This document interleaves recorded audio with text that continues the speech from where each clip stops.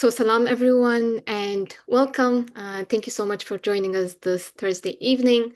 I hope you're all doing well and staying safe and healthy, inshallah. So, my name is Zainab, and I'm one of the organizers of the series. So, it is our tradition at CCMW to begin our gatherings with Surah Fatiha. أعوذ بالله من الشيطان الرجيم. بسم الله الرحمن الرحيم.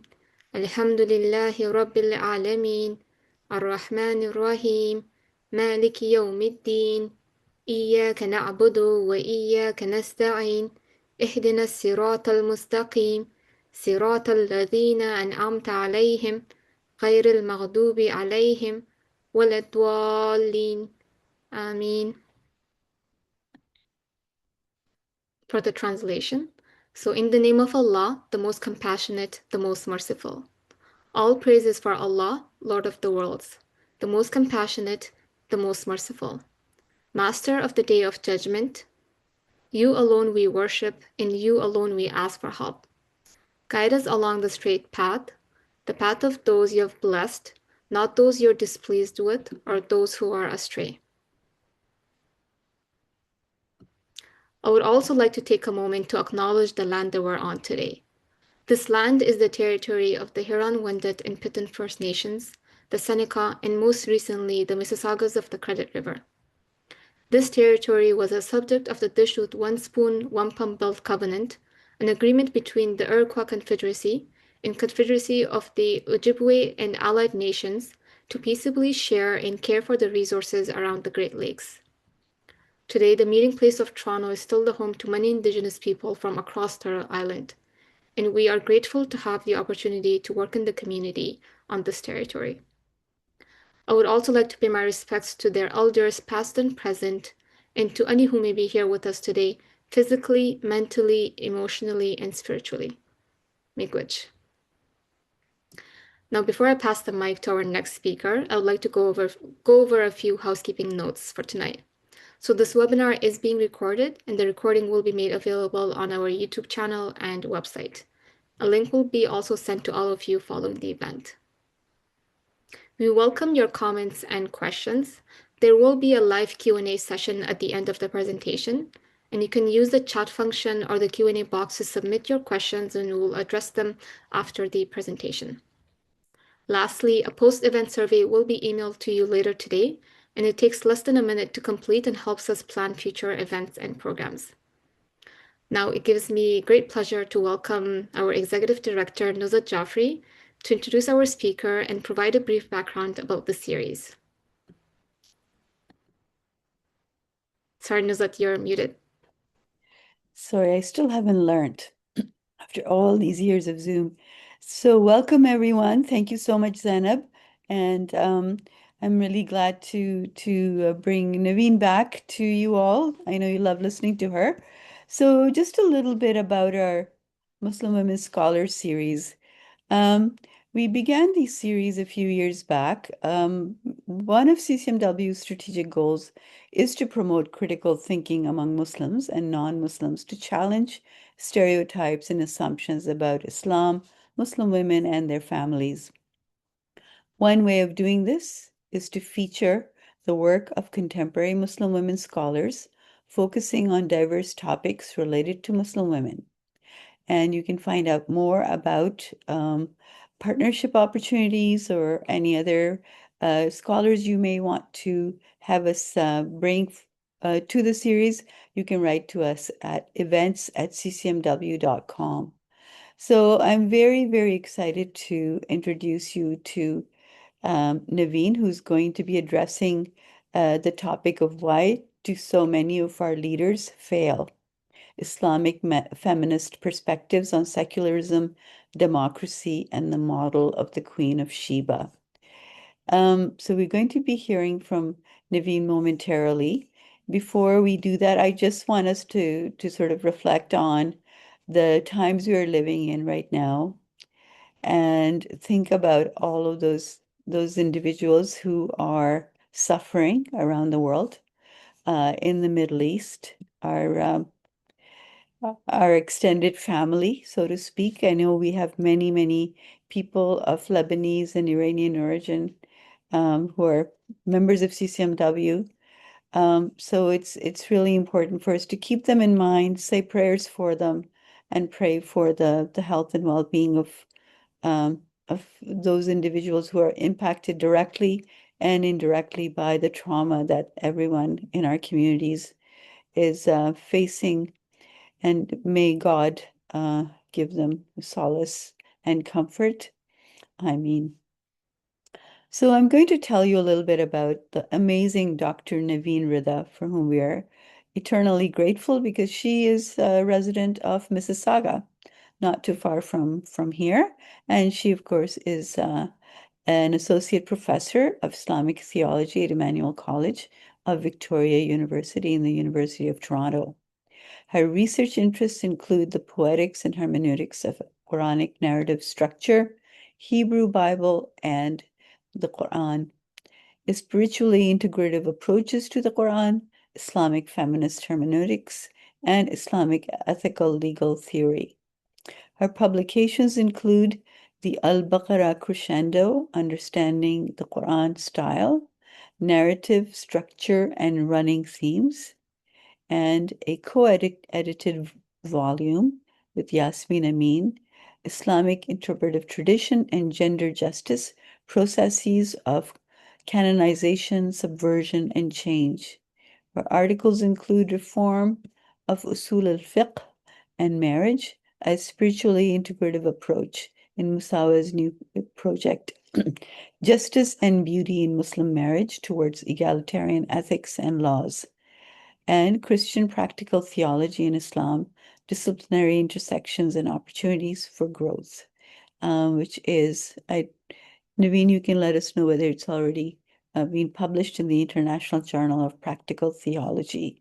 So without further ado, I'd like to pass it over to Naveen now. Thank you, Naveen. Thank you, Nuzhat, and thank you, Zainab. And it's always a pleasure to be here with you all at CCMW. So, thank you so much, Zainab. Thank you. So, thank you. Can I have yes, thank you so much for the next slide. Yeah, this is great.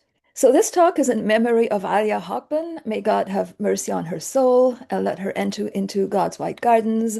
She was one of the most amazing leaders I have ever met, who had a great impact on so many of us, myself included, and she is an example of a great leader, mashallah. Who can think of a failed leader? Someone who represents the qualities of what a leader should not look like. It could be at any level of leadership, leadership of countries, companies, religious organizations, mosques, churches, synagogues, or temples, or even in smaller groups, as in teamwork. I'm not going to be mentioning any names in relation to bad leadership, but if we can think of one or more examples, let's keep them at the back of our mind as a contrast to good leadership. What I'm going to do today is to look at a Quranic example of leadership, the story of the Queen of Sheba. I'll be looking at what are those features that make a good leader more generally, but with a special focus on leaders of governance structures as they are illustrated in the Quran. Why choose the Queen of Sheba? Interestingly, in the Quran, she is the role model for a successful leader and for good governance. And that is in the category of non-prophets. So leaders who have not been chosen by God to communicate certain messages and who do not receive direct communication from God. There are several examples of good leaders in the Quran who happen to be prophets and messengers, such as the Prophet Muhammad, King Solomon, and King Saul, peace be upon all of them. However, these are all received direct instructions from God, tailored to their immediate contexts, which is not the case for any of our leaders today. Therefore, we should be looking at the example of a mundane leader in the Quran. And in that category, the Queen of Sheba stands out. Her leadership style is exemplary. It is also congruent with the Prophet Muhammad's example, since her leadership characteristics coincide with his, as they are portrayed in the Qur'an. The Queen of Sheba's story occurs in Surah An-Naml, the ants, and it is the 27th surah of the Qur'an. This surah has a general theme. In my reading, it revolves around the use and abuse of power, and all of it is relevant to the topic of leadership and nuances the story of the queen in different ways. So let's take a look at this surah. It consists of 3 parts. Part 1 is a short introduction, 6 verses only, so from verses 1 to 6. Part 2 is from verses 7 to 59 and it is the longest portion of the surah, maybe about 2/3 of the surah together with part 1. And what part 2 does is it presents 4 stories that illustrate examples of the use and abuse of power, and we'll be looking more closely at that presently.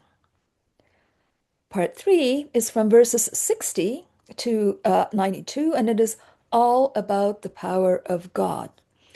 To go into a bit more detail, part 1, or the introduction, affirms basic beliefs and practices, so the oneness of God, prayer, and charitable giving. It puts one on a path of God consciousness, learning and growth. In part 2, the story part, the first story is about Moses and Pharaoh. The second is about Solomon and the Queen of Sheba. The third is about Saleh and the people of Thamud. Saleh is one of the Arabian prophets that are found in the Qur'an, but not the Bible. And Thamud are the ancient Nabatean people who lived in northwestern Saudi Arabia and Petra in Jordan. And the fourth story in that section is about Lot and his people. There's a gradation of power in the way the 4 stories are organized. Egypt was a superpower at the time, which is where the story of Moses and Pharaoh takes place. Then we have a queendom with the Queen of Sheba, which is less in might than a superpower. Then we have a tribal chieftainship with the story of Saleh and Thamud, which is less in power than a queendom. And finally, we have a more personal, intimate expressions of power in the story of Lot.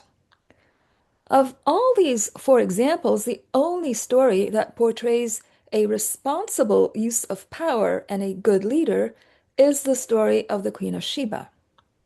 The remaining 3 stories are all negative.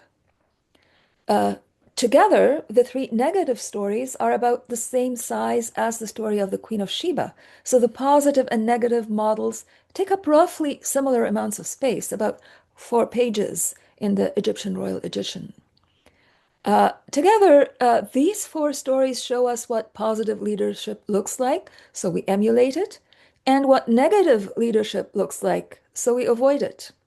We learn from both positive and negative models, and we'll be looking more deeply into those stories presently. Finally, we come to part 3, which revolves around God's power as we see it in creation. God takes care of everything, gives us our homes, water, and food. God also guides us and judges us. God reviews our performance and how we dealt with the transitory power that God lent us. I'm going to now look at all 4 stories in more detail, showing the characteristics of both good and bad leadership. I'll also be looking at them from a governance perspective, and if we do that, the 4 stories all highlight things that should belong in constitutions or guidelines of how countries, states, and organizations should be run, and what elements should be protected in our governance structures. I'll begin with the story of Solomon and the Queen of Sheba. Sheba is Saba in the Quran.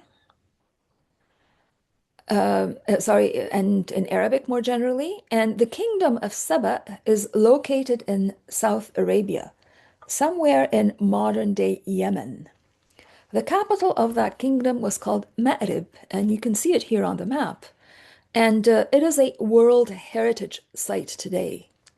They also had other major cities in ancient Saba in Yemen, which are also important archaeological sites.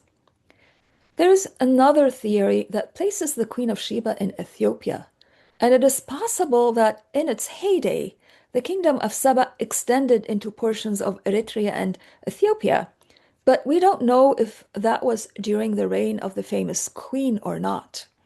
In any case, the main centers of the kingdom of Saba, such as the famous cities of Ma'rib and Sirwa, are in Yemen and not Ethiopia. In Arabic, her name is Bilqis. In Ethiopian, it is Makeda. Since their names are so different in the local traditions, it is possible that they were two different women, or maybe elements of the story of the Saba'ic queen were transposed onto the Ethiopian one.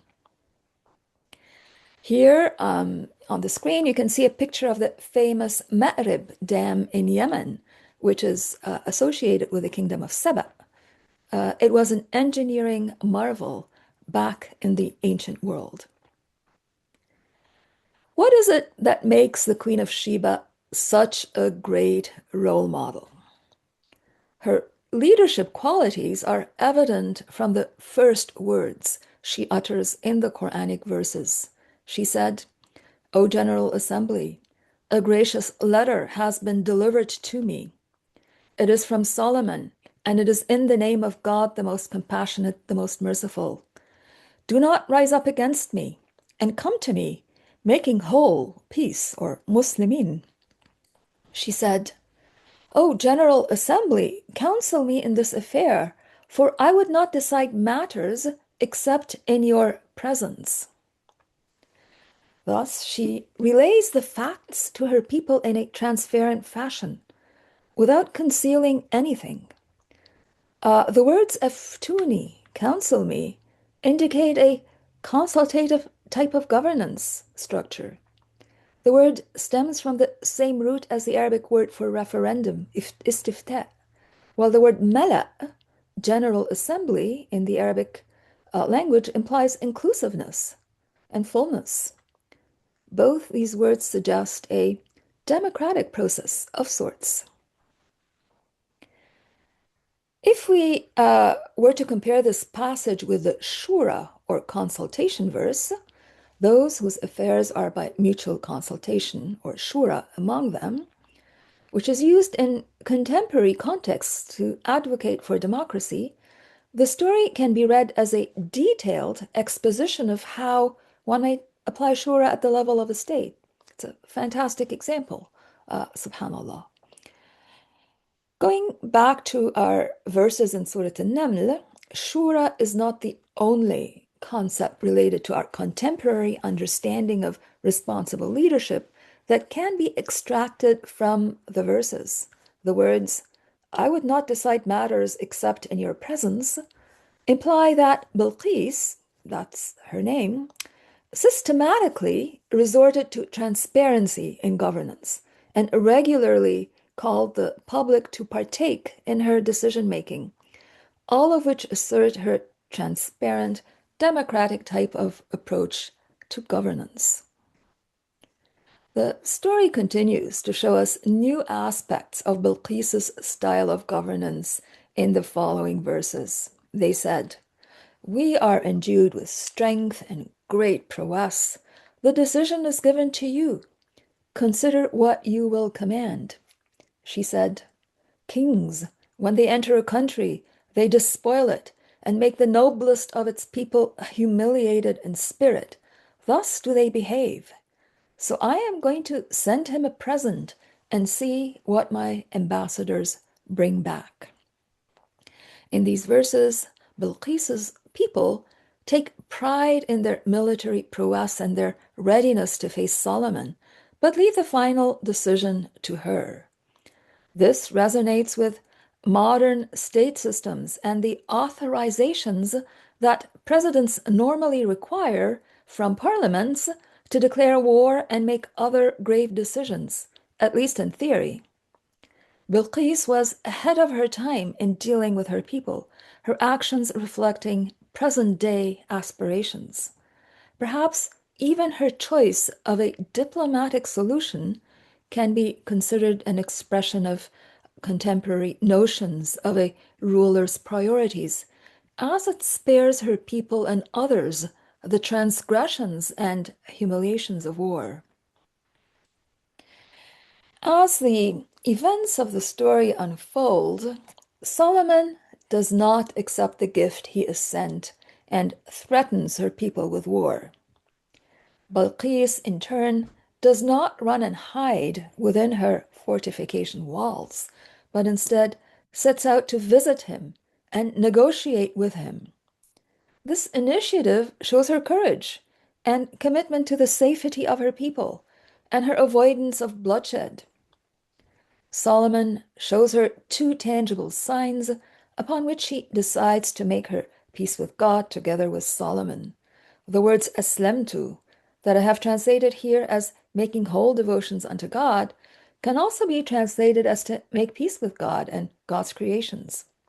The root meaning comes from wholeness and peace. It's a verb from the word Islam. Both Solomon, together with all the prophets and the Queen of Sheba, are depicted in the Qur'an as Muslims, people who make whole, people who make peace. The word has a meaning in the Arabic language, and linguistically, it means wholeness making, peacemaking, well-being making, and safety making, as I have mentioned on previous occasions. If we look at these events, several important leadership qualities emerge. First, Bilqis's truthfulness and courage. She is not afraid to recognize the truth when she sees it. She does not lie to herself and others. She doesn't live in a make-believe bubble, but is well able to face real-life facts and deal with them in an intelligent and constructive way. Second, she is nimble, quick to evolve with rapidly developing circumstances. She has the flexibility to change when things change and to do so quickly at the right time, not many years later or in hindsight.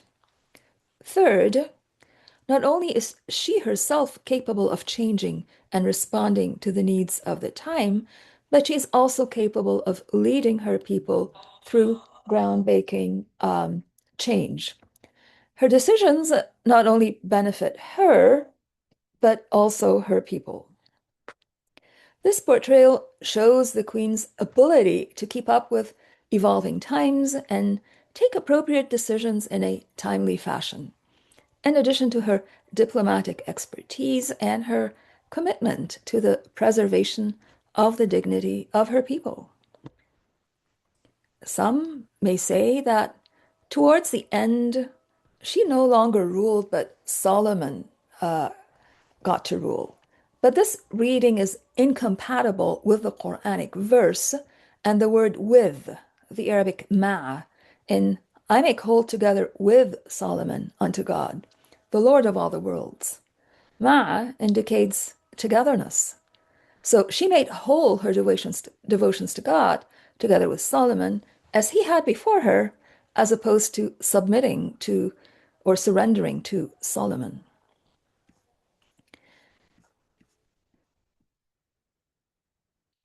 Bilqis is also mentioned in the Hebrew Bible, 1 Kings 10, 1-13.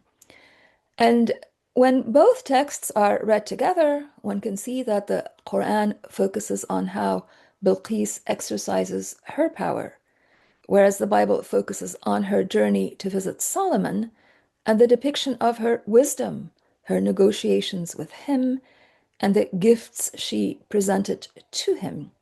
You can see here a portion of the story on the screen. It is much longer in the Bible, but you can see the first few verses here. What the biblical story does is it illustrates the queen's historical impact and that she was never forgotten by the children of Israel on account of her wisdom and initiative. The Hebrew scriptures suggest that she returned to her country, her sovereignty untouched, to continue to rule. Hence, claims that she abdicated her throne to Solomon have no basis in the Quran or in the historiographical narrative of the Hebrew scriptures. There are differences between the Quranic and biblical renditions of the story. In the Hebrew Bible, the queen learns of Solomon's fame and decides to pay him a visit, while in the Quran, he learns of her and invites her to visit him, with some pressure, since the alternative was war. The Quranic story fills in some of the gaps in the biblical text. They complement each other. Each tells important pieces of the story. In the ancient world, kings and queens of sovereign nations did not generally go visit each other, since there were safety risks involved. For a monarch to travel outside of the country posed a massive risk, not only for their own personal safety, but also for the stability of the throne back in their country of origin. The monarch could also be taken captive by the hosting sovereigns or forced into signing concessions or agreements against their will. So the fact that she traveled to visit Solomon is unusual and can be explained by Solomon's invitation, his refusal of a gift or tribute, and the threat of war, as the Quran illustrates.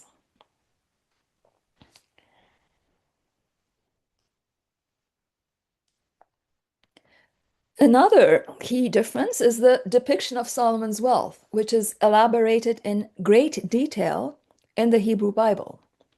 Verses and verses describe his gold, his utensils, silver, his ivory, peacocks, apes, horses, chariots, and so on. To give an example, in the biblical book of 1 Kings 10, chapter 10, verse 14, tells us that the weight of gold that came to Solomon in 1 year was 666 talents of gold, which would amount to about 25 tons of gold, so about 2.5 billion Canadian dollars. And that is in 1 year alone, which is an incredible amount for that time frame. We know from the Quran that Solomon did not take tribute from Bilqis. He did not take her money. So where did that wealth come from? Biblical scholars and archaeologists today speculate that Solomon's wealth came from trade of ancient goods, including spices, frankincense, and myrrh, which was used in temples. While he controlled the trade routes at the northern end, the Queen of Sheba controlled them in the south. So the story of Solomon and the Queen of Sheba is also the story of the initiation of the trade routes from Yemen in the south to the Levant in the north. While the queen was a remarkable leader, she was not the only one. Solomon, too, is depicted as a great leader, although admittedly not in the category of mundane leaders, but in the category of inspired prophets of God. In the ancient world, kings would often express their power by demanding tribute or by besieging and destroying their neighbors, as is depicted in some of the biblical narratives. The Quran fills in the gaps for a new model of relations between nations, one that is based on mutual respect, trade, and prosperity. If Solomon had set out to destroy the Queen of Sheba, he would not have prospered in the immeasurable way that he had. Destruction helps no one. It makes everyone poorer. Solomon and the Queen of Sheba had the wisdom to see an alternate way, and it made both countries all the wealthier. Destroying other nations or impoverishing them destroys the possibility of new markets and great wealth that is based on trade and it does not make economic sense, not to mention its ethical and spiritual problems.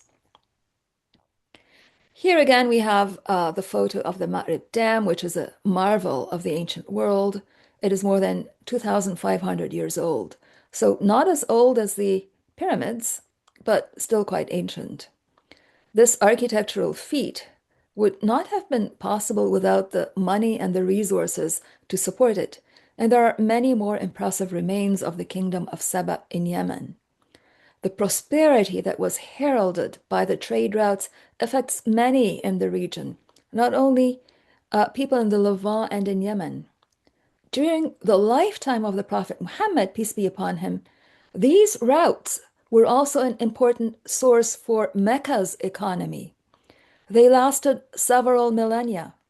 What an impressive achievement. The Queen of Sheba was undoubtedly a role model for wise leadership, but much can also be learned from Solomon. While he stands out for his remarkable wealth and power, his gratitude is exemplary and is memorialized in the words of the Qur'an. When faced with the discourse of the ant, which he understood, his response was not self-aggrandizement, but to ask God to show him how he might thank God. Here is his prayer, which is one of the most beautiful prayers in the Qur'an. Lord, direct me to thank you for the blessings you have granted me and my parents, and to do good deeds, to do good that pleases you. Admit me by your grace in the ranks of your righteous servants. When Solomon saw Bilqis's throne sitting in front of him through supernatural means, his response was also incredibly grateful.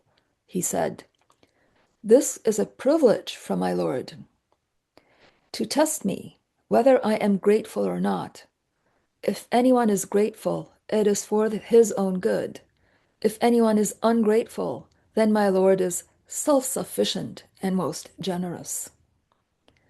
Solomon realized that power is a test, and he did his best to use it wisely, not for destruction, but for good. God does not need our thanks. God continues to give, whether we thank God or not. It is us who need to give thanks. It is how we grow as human beings, how we learn appreciation and to value what we have been given. It is also how we remember that ultimately, whatever wealth and power we manage to garner in this world, it is on loan from God, and we will have to give it back when we die and are judged. To sum up, Bilqis demonstrates several qualities that distinguish responsible leaders. She is inclusive, consultative, transparent, places the welfare of her people first, diplomatic, nimble, and perceptive, able to see the truth of the matter underneath all the clutter. While the Queen of Sheba is an excellent role model for a responsible leader, Surah An-Naml also provides us with 3 negative examples of leaders. They form a contrast with the Queen of Sheba's leadership style, and they also teach us what not to do when we have power, whether in leadership positions or otherwise. I will now turn to the first story in Surah An-Naml. If you remember, it was the story of Moses and Pharaoh. It takes place in Egypt, which was a superpower at the time. You can see it here on the map. And here is also Mecca, which is located on the trade routes between Yemen in the south and the Levant in the north, about halfway there. The story of Moses and Pharaoh is rather brief in Surah An-Naml and centers God's giving of guidance to Moses and miracles to support him. It also mentions Pharaoh's rejection of the divine message and his injustice, summarizing and reiterating themes that are mentioned elsewhere in the Qur'an in more detail. The story of Moses and Pharaoh occurs in many surahs, each recounting and emphasizing different elements of the story. Pharaoh is known for having persecuted the religious minority that were living within Egypt's borders and that had come to Egypt as refugees during a famine and that had touched much of the world at that time. In the Quran, he is portrayed as telling Moses and the ancient Israelites, I am your highest religious legal authority. From a governance perspective, he is centering the legislative, judicial, and executive powers in his hands. This autocratic method of ruling is not unusual in ancient times. Europe, as well, prior to the Enlightenment, also largely adhered to the divine right of kings up to the 17th century. In the Muslim world, that notion was challenged much earlier than that. In both the Sunni and Shia traditions, religious authority is not based on any divine right. Rather, it is epistemic, that is, knowledge-based. Whoever has more knowledge has more authority. Theologically, there are two problems with Pharaoh's approach to leadership. First is associationism, and which in Arabic it's shirk, associating others with God. The word associationism comes closer in terms of its meaning to the Arabic word shirk than the English word idolatry, which is why I used associationism. Pharaoh wants people to worship him alongside God. And that's why we're talking about associationism. The second problem is coercion and other discriminatory practices based on a person's religion. These two behaviors conflict with fundamental principles in the Qur'an. The first is monotheism or tawheed, the worship of God alone, and the second is non-coercion in religion. These two principles are explicitly stated elsewhere in the Qur'an, and here in Surah An-Naml, aspects of these principles are illustrated via the medium of stories. Monotheism or Tawheed, we can see here, for example, in Surah Ali Imran, verse 63. Say, O people of the book, let us come to a common word between us and you, that we worship none but God, that we do not associate anything with him, and that we do not set each other up as religious authorities, arbab or rabbis, besides God. If they turn away, then say, bear witness that we are Muslims. In theory, according to these verses, what makes the Islamic tradition distinctive from other faith traditions is the lack of ordained religious leaders, which one can note here in the Arabic word arbab. So Muslims are prohibited from taking up human beings and giving them divine authority to delineate a religion or religious law, or divine authority to adjudicate and implement religious law. From a governance perspective, this principle suggests the separation of religion and the legislative and judiciary branches of government in the modern state. And in pre-modern times, the systems were very different from what we have today. So this applies to today. The second problem, religious persecution, conflicts with the principle of non-coercion in religion. And you can see that explicitly stated here in Surah Al-Baqarah, verse 256. Let there be no coercion in religion. Good sense has become clear from error. Whosoever rejects evil and believes in God has grasped the steadfast bond, and God is all-hearing, all-knowing.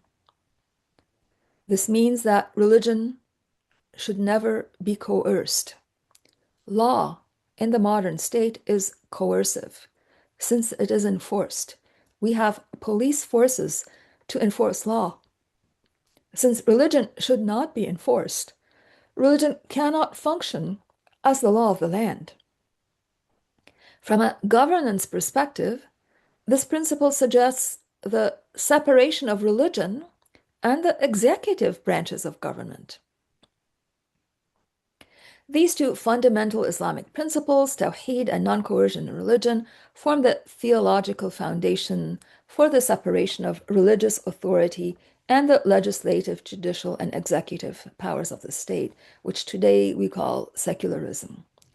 The story of Moses and Pharaoh in the Qur'an, of which we see a small piece in Surah An-Naml, serves to illustrate and affirm the importance of these two principles. In contrast to the Queen of Sheba, Pharaoh embodies negative qualities in a leader.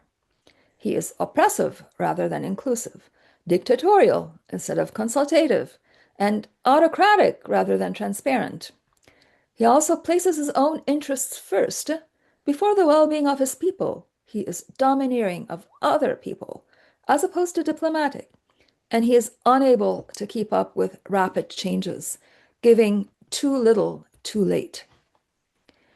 He is also unable to see the truth before his eyes, leading his people astray rather than guiding them.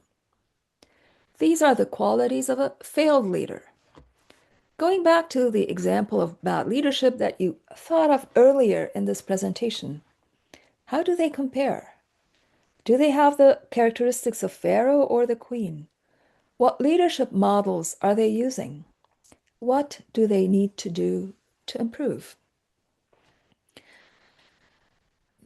There are two further stories that illustrate negative types of uses of power. The story of Salih and the people of Thamud, and the story of Lot and his people. Thamud is the ancient Nabatean civilization for which we can see archaeological remains in Jordan and in northwestern Saudi Arabia. The capital city was Petra in Jordan, and the second largest city was Madain Salih in Saudi Arabia. They thrived between 800 and 500 BCE, or before the Common Era. So a few centuries after the kingdom of Saba in Yemen. Here you can see a picture of Madain Salih in Saudi Arabia. Thamud seem to have been a tribal chieftainship of sorts, or in any case, they did not have a single dictator, but a gang of 9 bullies. They asked for proof from Salih, their prophet, for the veracity of his truth claims. They wanted some type of camel, but when it came, they were required to share their water with it. They would have access one day, and the camel would have access the next day, and so on. However, they ended up killing the camel because they didn't want to share water with it. From a leadership and governance perspective, the story suggests the importance of resource sharing, especially of water, whether with human or non-human animals. The fourth and final story in Surah An-Naml is the story of the people of Lot. In the biblical tradition, they are usually identified with Sodom and Gomorrah, which is located south of Jerusalem, just below the Dead Sea, from our end, so from the Arabian and Islamic end. We are unable to verify that location. We have no separate information as to the location of that story. The story of Lot and his people is well known. He had male guests who came to visit him, and his people gang raped them. Lot tried to dissuade them and offered his daughters to them instead, which is a very problematic offer.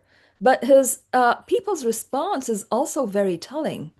They realized that they had no right to his daughters and abstained from raping them. But they could not make the jump to realize that raping the foreigners within their midst was just as bad.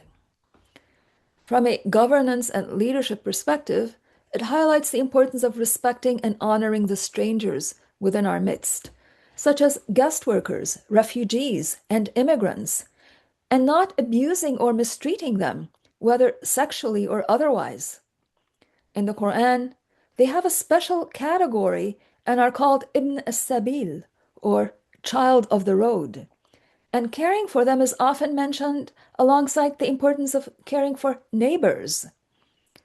It is perhaps no accident that the country that has accepted the most refugees is Iran, followed by Turkey, which are both Muslim countries.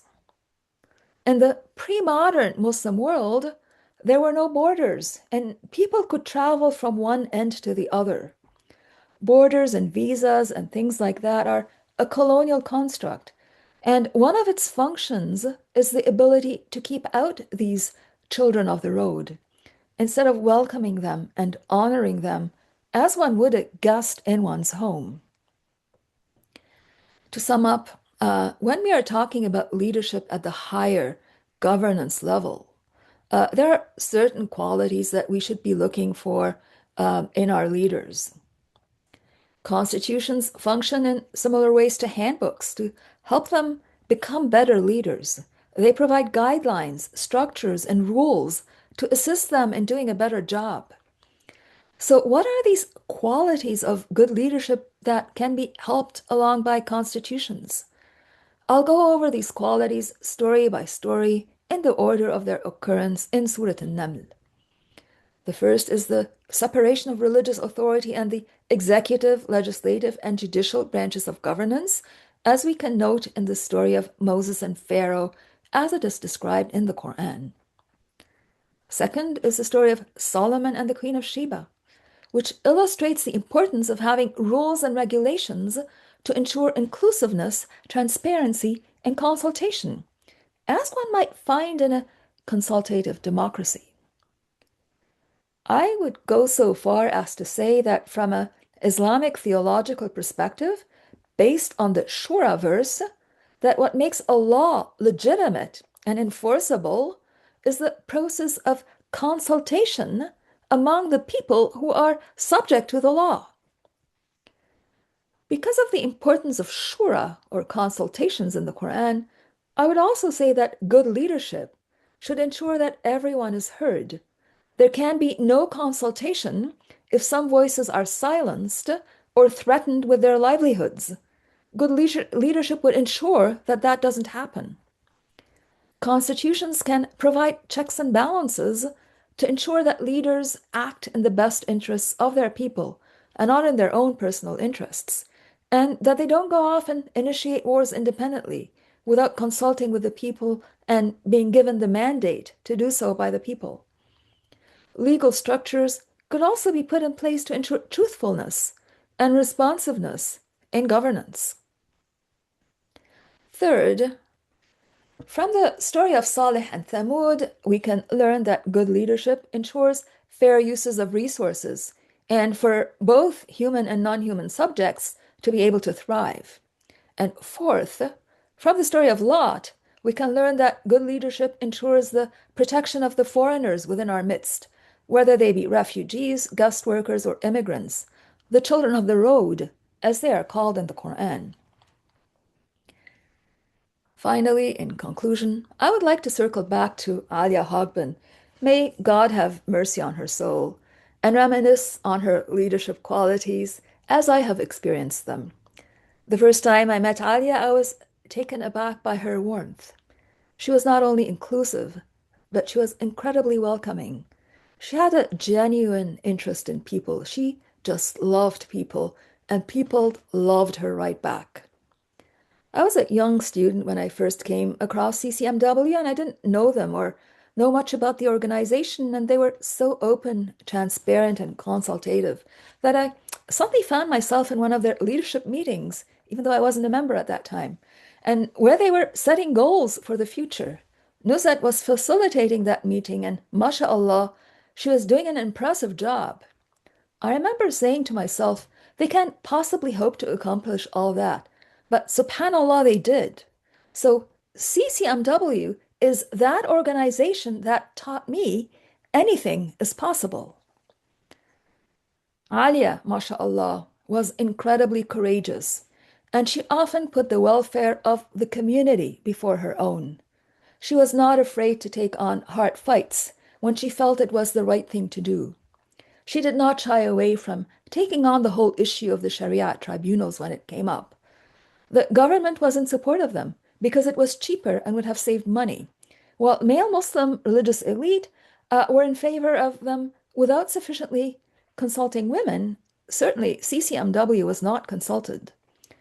They wanted men to be able to divorce women and throw them out in the street, without sufficient funds to be able to take care of themselves. Alia was a brilliant diplomat for CCMW, not only in navigating government circles within Canada, but also internationally, well able to see the implications of things. She was incredibly responsive to changing times and norms, mashallah. When I, together with a wonderful Christian friend, started conversations that led to the creation of the Muslim Studies program at Emmanuel College, where I work, I would never have dared to do so if Alia and CCMW did not have my back. My Christian friend and me were both students at the time, and we brought together many conversation partners and got the ball rolling. And there were many difficulties along the way, but I would not have been able to persevere if it were not for CCMW. Many wonderful people were involved in the creation of the program, including, of course, people from Emmanuel College, Victoria University, the Toronto School of Theology, the Canadian Dawn Foundation, the Canadian Council of Imams, and many other wonderful individuals as well.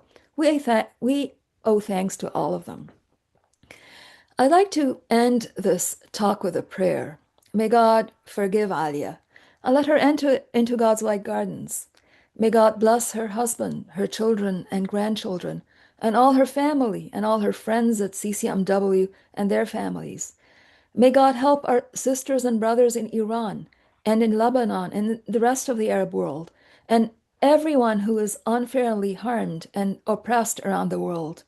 May God guide us all to better ways of being and reflect it in our leaders. Thank you so much for having me here. I mean, thank you, Naveen. That was beautiful. And it's so interesting, we take a lot of um, leadership courses and look at qualities of leaders and what makes a good leader. Um, and you really sort of provided or reflected on it from your study of the Quran and the Hebrew Bible. And it's really impressive to see how you were able to delineate the good and the bad, the qualities and well, I don't know how you qualities and the defaults or the faults of the leaders, um, or weaknesses of the leaders. And so really appreciated your take on those leadership qualities, and also how you separated or how you sort of brought us to how the the idea of secularization came to be. Um, and so thank you for doing that. It was very illuminating. So now we will take questions, and you can actually pose questions in the Q&A. You can use that feature, or you can pose questions in the chat, and you can also pose comments. Now, Zainab, I cannot see the comments um, in the chat. So I don't know, is that because I'm a panelist? Um, Um, no, you should be able to see them. I'm not seeing any questions right now. Nor am I. Yeah. Okay, so I'm hoping to see. Um, And if anyone wants to speak, they can unmute themselves. That's also an option. yes, absolutely. If you want to you can use the raise hand feature, I believe, right, Zainab? And you can ask a question or comment if you'd like. I'm not seeing any questions or comments so far in the chat. Mhm. Um, but maybe I can sort of lead off with a question, Naveen. So, Can I comment on what you said earlier? Is that yep. okay? Yeah. I just wanted to say, mashallah, the surah is fantastic. It presents the qualities of a leader and a very leadership in a very simple and easy to understand way. So the surah is really superb. And I also wanted to say, when it comes to this whole thinking through theologically, why is secularism Islamic as we have it today? Because again, governance structures have changed in modernity significantly from what they were before colonial times. So that was actually thanks to the Sharia debates and CCMW. How this opportunity allowed me to think through all these different ideas. Um, well, thank you. And you're very welcome, Shaheen. She's thanking you. She's saying just a huge thank Oh, you, Shaheen. thank you, Shaheen. Thank you so much. I wanted to actually talk to you or ask you a question about that, about the Mhm, fact that, you have the distinction between religion and mhm, and laws and jurisprudence mhm, and governance. mhm, And the notion that some people say that it's my divine right to have more than one wife, of course, that's not true. mhm. Or my religion says that I can do X, Y, Z. So how do you sort of, deal with something like that? Because some people believe that it's their religion that compels them or that requires them to do certain things. Yet, this is when it comes to personal law or family law, and we've seen that happen, and we've seen that misrepresentation or misinterpretation happen, and that's why CCMW, does a lot of work on Muslim family laws and also helping Muslim women navigate Canadian family laws and Muslim family law because of this confusion. So how did that come about where people started to believe that some of the um, jurisprudence is divine? I think any well-educated Muslim scholar who's actually studied jurisprudence at a at an Islamic seminary or even who is very knowledgeable will tell you that there is a distinction between divine law and between its interpretation, its human interpretation. So jurisprudence as we have it today is a human interpretation. It is not divine law. So we are constantly trying to interpret and come closer and closer to what the Quran is actually teaching us. And we're always falling short. The problem is that many of our laws in jurisprudence in all our schools were formulated more than 1,000 years ago, and they haven't sufficiently developed. Uh, they haven't kept up with the changes that we see. With the changes in circumstances, and while at the time when they first were producing these different schools, they were brilliant and incredibly beyond their times. Today, that's not the case anymore. Uh, the law itself, like the structures, the methodologies, they allow for developing and you know uh, ensuring that they fit the needs of the time. But I think that a lot of our education system in many of our Muslim majority countries doesn't encourage independent thinking enough and critical thinking and constructive thinking enough. Sometimes it's based on rote memorization. And so we do need to develop our educational system and ensure that we apply these principles of thinking and seeing and hearing that we see encouraged in the Quran throughout. Make sure that we apply them to our daily lives and the way we also approach our religion, and that when we read the Quran, we actually read it uh, with an open mind and an open heart instead of being scared to think about it and just want to parrot it. Thank you. Yeah, Um, you're welcome. Yeah. so we have a question from our dear friend Sarah Shah. It's nice to see you here, Sarah. Lovely. She's here. Yeah. So she's thanking you. I'm going to read her whole comment. She Mm. says, "MashaAllah, Dr. Rida, what an excellent analysis and talk. Very timely given our current moment. Thank you for highlighting the qualities of good leadership and doing so in a way that we can incorporate in our daily lives. And I agree, CCMW embodies beautiful leadership, service, mashallah. MashaAllah. I was a bit late to tonight's talk, so I apologize if this was already covered. But why did Solomon threaten war on Sheba?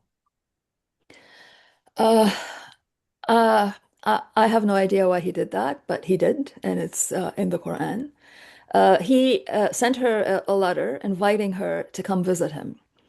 Come, make peace, make whole, however you want to translate Muslimin in that context. Uh, he also says, Allah ta'alu alayya, do not be high with me. And the word ala in the Quran, if you read it together with the Bible, ala in the Bible occurs very often and it always means besiege. So, Mm, it's always that war between different cities or different states. So he's actually telling her, let's not make war. Come visit me and let's make peace. And so she gets her people together and tells them, I got this letter. What do you want me to do?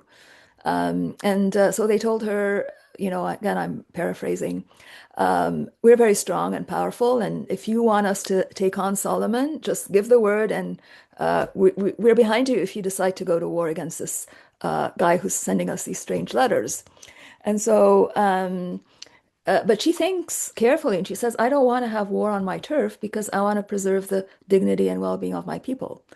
And I'm going to send him a present because that's what people did back then. They sent tribute. So she said, I'm going to send him a present. She didn't call it tribute. She called it a present. And let's see maybe this is what he wants.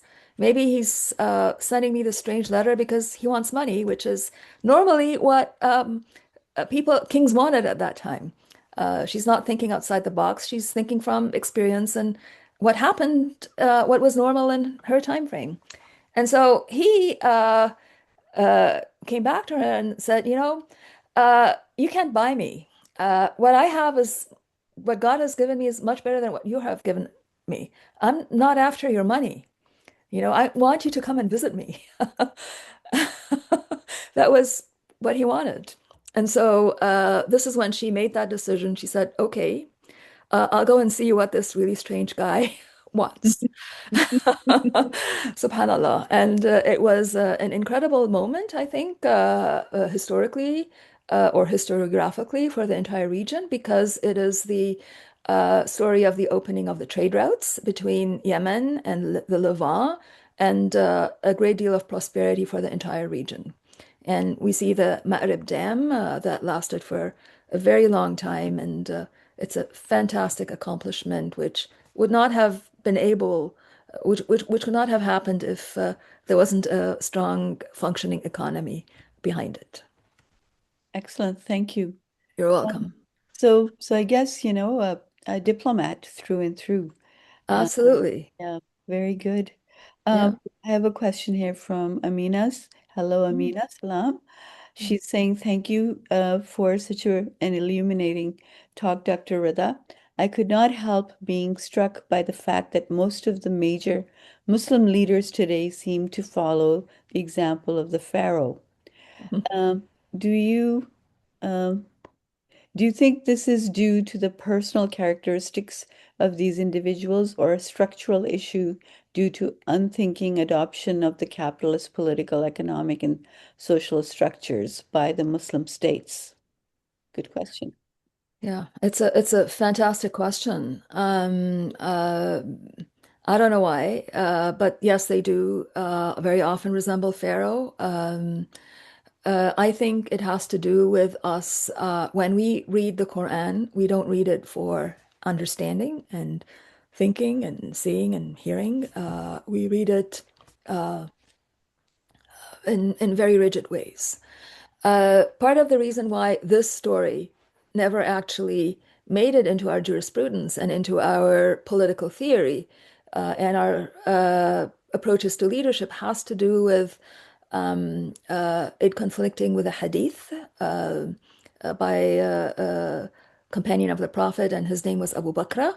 That's not Abu Bakr, the famous companion and friend of the Prophet. That's someone else, but his name is similar. And he said, a people who give the governing of their affairs to a woman will never prosper. And so people didn't realize, oh, there's this conflict between what the Quran is actually saying and what this guy is saying. And there's also a conflict in terms of his reliability as a narrator because he was convicted for perjury during the reign of Umar ibn al-Khattab. So we know he's a perjurer, but somehow, I don't know why, they really lifted up that hadith and applied it to their notions of, um, you know, that women aren't really appropriate rulers. So when they read that story, they don't think, oh, this is such a great leadership model, because at the back of their minds, I think, is that notion that this is a woman. She can't possibly, uh, God can't possibly bring us a woman as an example for a good leader. So I think if we think about that model, if our leaders in Muslim majority countries were raised with that story and as a model for good leadership, maybe things would have changed. If our general awareness and our general perceptions and our general, as a people, include that story and the importance of the qualities that she embodies in that story, maybe our leadership would be different. And God knows better. But definitely, this is a fabulous resource to draw upon. I think that's what you're saying is so alarming because you look at that particular hadith and they're willing to follow that. But what about the sunnah of the Prophet? What about his own life? You know, he Mhm, married a female leader, mhm. and then there were other female leaders in his family. So there are many examples from the Prophet's Yeah. family, from, uh, the the women in his extended world. Mhm. So taking that one hadith as a sort of a something to follow is really alarming. Um, there's some further questions, and I think it's great that we have so many. So I hope we can get to all of them. Thank you Mhm. so much, everyone, for participating and putting forward excellent questions. So this question is from Safra. She's saying, I believe Dr. Rida touched on this, but I would like to ask this question for clarity.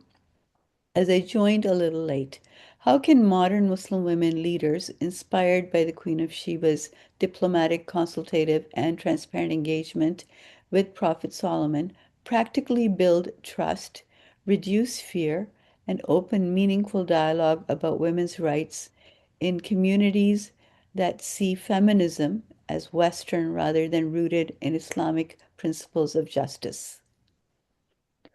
Oh, that's a good question. A great question. I think when engaging with our brothers and sisters from different religious interpretations and perspectives, along the, progressive conservative spectrum, if we can call it that, we need to approach everyone with respect and um, use the example of Solomon actually in that story, because we've been given a lot of gifts from God, a lot of privileges. We understand things. Our education is great. So we should not be approaching others who may not have had the same privileges. They may have had other privileges that we may not have had. So we should not approach them in a way that is looking down at them, but approach them uh, kindly and firmly and intelligently and humbly. So with a smile. And that's something we can learn from Solomon because he looks at all his gifts as a privilege, and he wants to know how to thank God uh, in those gifts. So yes, we know that we need to change the way our leadership functions. We know that the Queen of Sheba is such a fantastic model. We're educated, we can read, we can think. Our schooling system has allowed us to be critical thinkers and to be able to be more perceptive and responsive to what is around us. So when we engage, it's important to do so uh, with a friendly and respectful tone. Because if we start, fighting, we're not going to get anywhere. If we start, any ugliness, we're not going to get very far. And in my experience, it works. I've engaged with many people from very conservative backgrounds here and in Egypt and in many parts of the world. And you'd be surprised by how open they can be. So I'm very optimistic, and that has been my experience. We can talk intelligently, we can have good relations, even if we may think differently, if we keep our tone polite and kind and respectful. I really appreciate your question very much because it shows that, mashallah, you're thinking and you want to do something, and it shows a great initiative and energy. So thank you for that. Thank you. So the next question is from CCMW National. I can guess who that might be, but I'm going to ask the question. So despite ample evidence of exemplary female leadership and outcomes, why are women leaders ignored or kept away from the world stage, both in the Middle East and outside? Oh, I think we are starting to see female leaders. In Egypt, at least, I know that Al-Azhar, for example, it looks critically at the hadith of Abu Bakr in the sense that it contextualizes it in its own context. And it also looks at what you mentioned, Nushat, the examples of female leaders who do fantastically. So we are seeing some female leaders in parliament. We are seeing some. But again, we would like to see more. And so we need to do a lot more to see women leaders in leadership positions. Maybe if we had more women leaders, we wouldn't be in the situation we are today. I mean, there must be a reason why God would choose a woman as the role model for a good leader.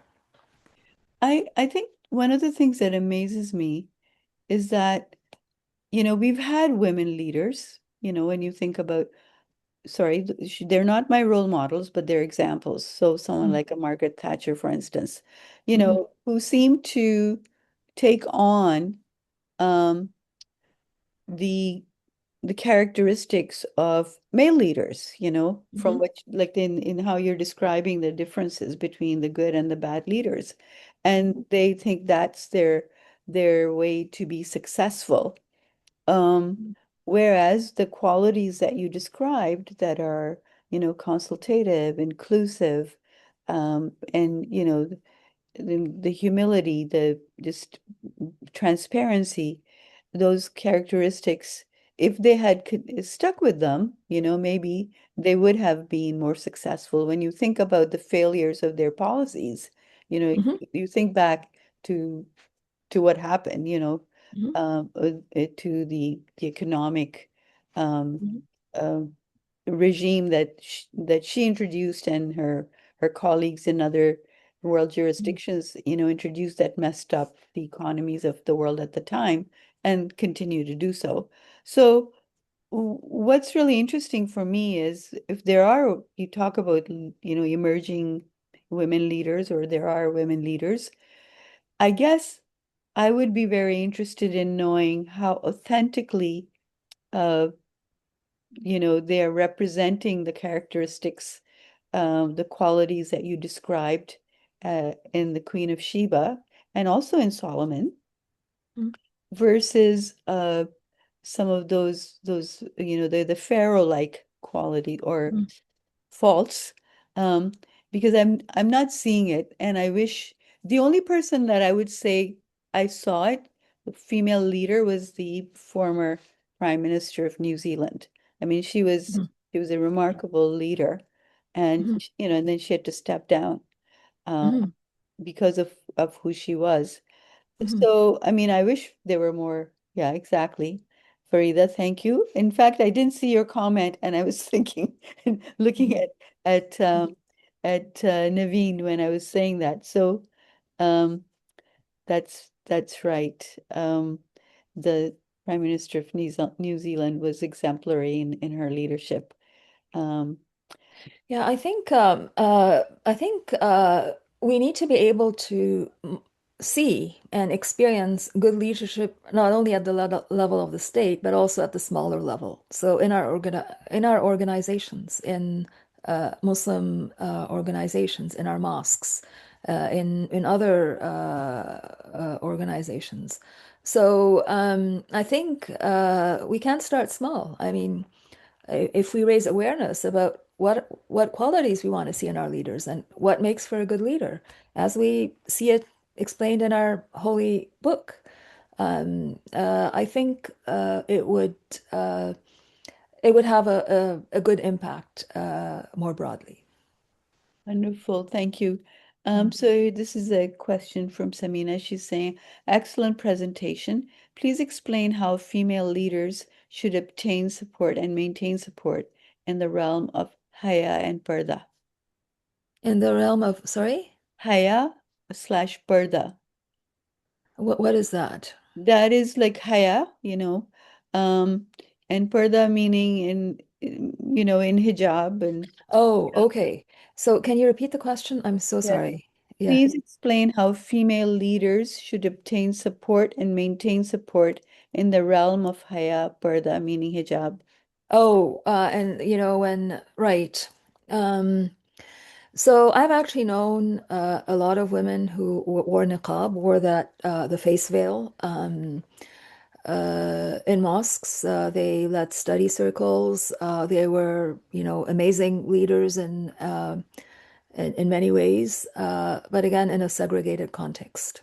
So I think it isn't necessarily the face veil that would prevent them from functioning. It would be the associated related notions of segregation. So I think that is really what we need to address, the whole problem of segregation, especially in our mosques, given that in the Prophet's day and age, there was no segregation in the mosques. Women prayed wherever they liked. And there's a lot of evidence to support that. So segregation started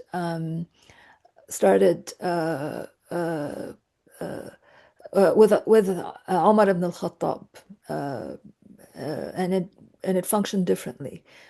So he had women praying under a separate imam, and there were historical and contextual reasons for that.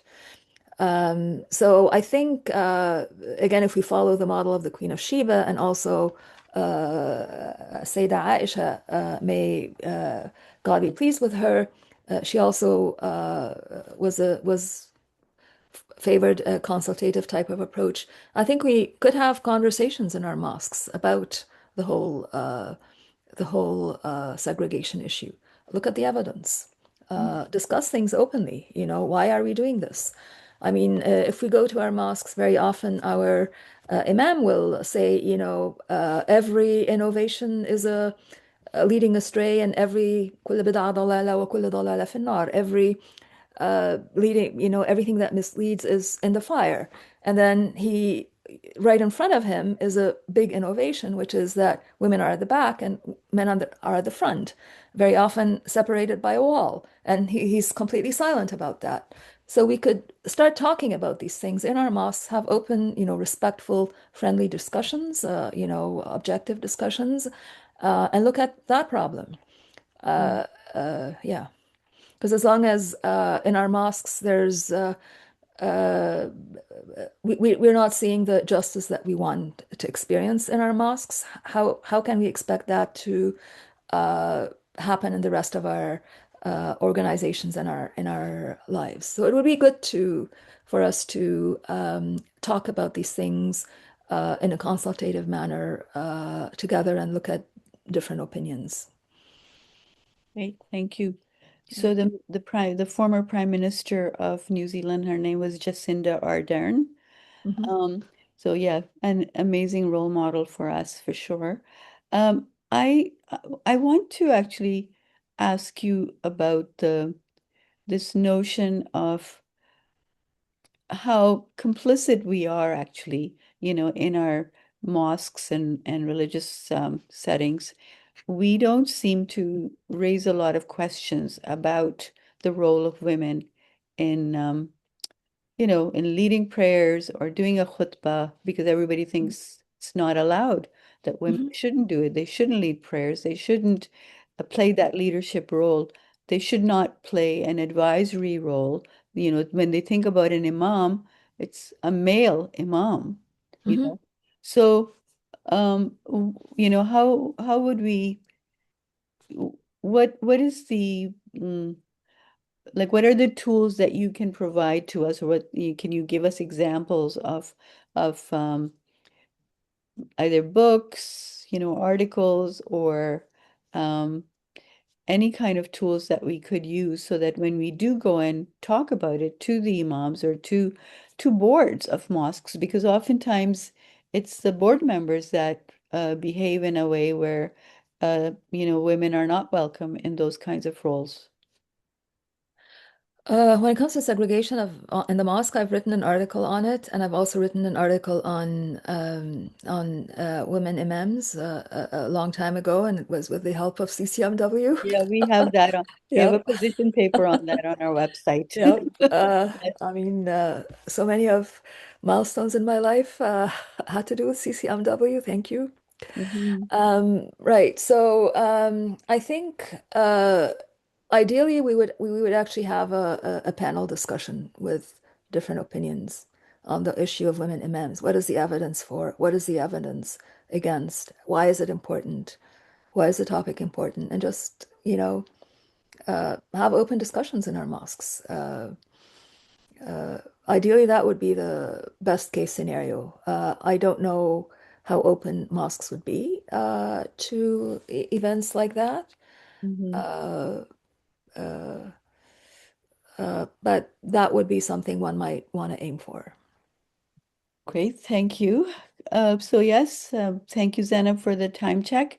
I think that's all the questions we can have for now because we're almost at the end.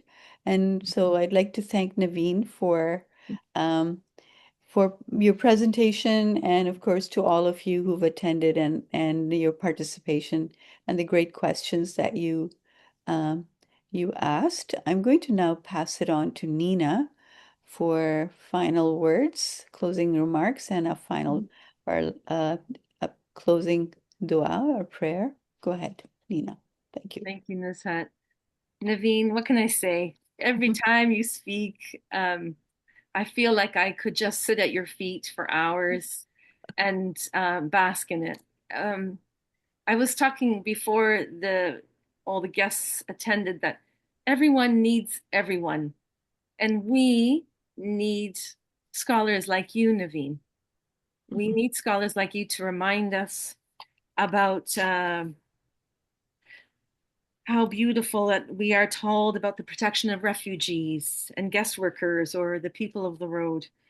We are reminded about our eternal message of our Holy Qur'an and how it still speaks to us today so clearly, so succinctly, and that it's the mercy, it is the gift that God gave us as a community, as a people. Thank you for reminding us of that, Naveen.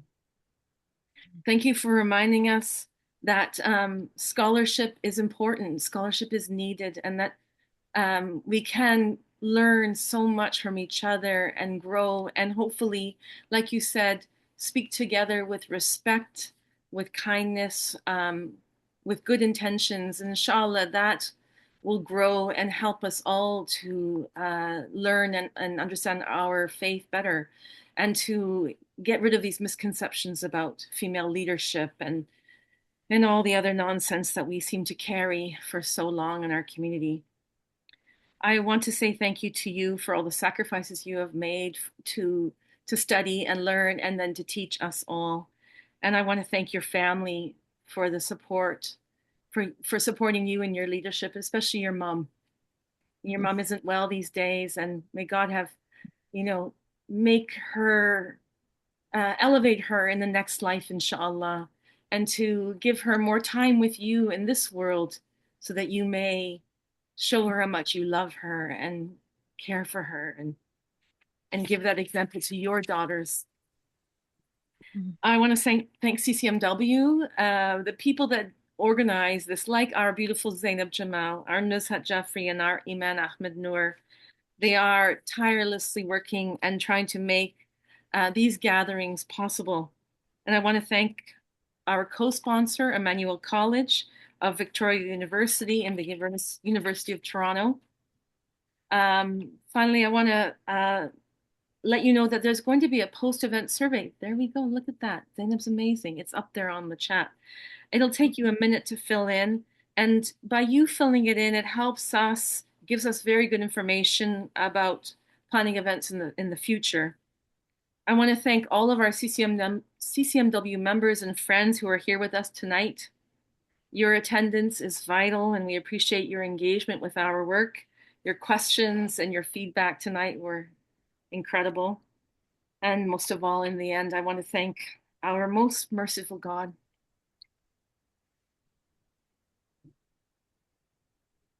for bringing us together in these very, very scary times. But as Muslims, we know that Allah is in control of everything. He knows and sees and hears all. And we have to have complete tawakkul, complete trust in Him and in His judgment and His mercy. And thank you so much, Naveen, for bringing us together to learn in a spirit of mutual respect, consultation, and inclusion. We are so grateful to God for bringing us together again tonight. Alhamdulillah. Even in scary days and sad days, we have each other, we have this community. And thank you for reminding us about Alia Hogben and for praying for her soul. Thank you. And her family. Thank Me. you, everybody.